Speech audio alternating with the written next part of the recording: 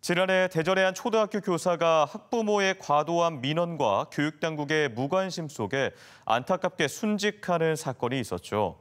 내일이면 이 교사의 순직 일주기인데 정작 교육 현장의 교권 침해 실태는 바뀐 게 없다는 지적이 나오고 있습니다. 고병건 기자가 취재했습니다.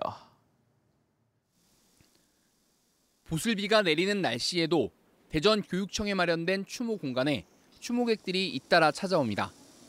지난해 대전의 한 초등학교에서 안타깝게 순직한 교사를 기리는 겁니다. 지난해 9월 대전 유성구의 한 초등학교 40대 교사가 스스로 목숨을 끊었습니다. 수년 전 담임을 맡은 1학년 학부모 2명이 4년간 16차례에 걸쳐 학교 훈육에 관한 반복적인 민원을 넣었고 심지어 아동학대로 신고하기까지 했습니다.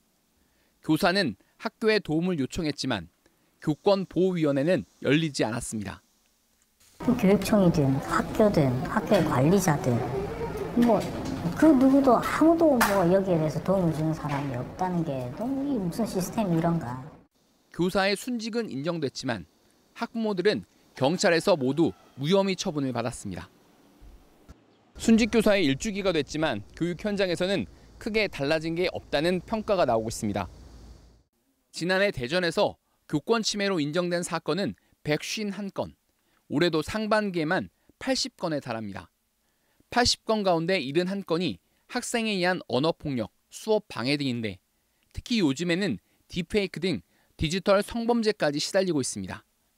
교보의 그 과정 자체가 선생님들께는 큰 고통이기 때문에 그래서 실제로 드러나는 사례보다 2배, 3배, 저희는 많게는 10배까지 있다고 보고 있습니다. 학부모에 의한 교권 침해는 8건인데 5건은 서면 사과 등 강제 조치가 없는 솜방망이 처벌이 내려졌습니다. 서면 사과 및 재발 방지 서약에 대한 이행을 강제할 별도의 규정이 없어 실효성에 대한 우려가 제기되고 있는 것도 사실입니다.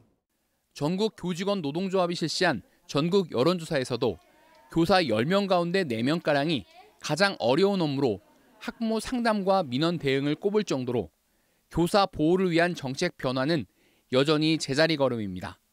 MBC 뉴스 고병건입니다.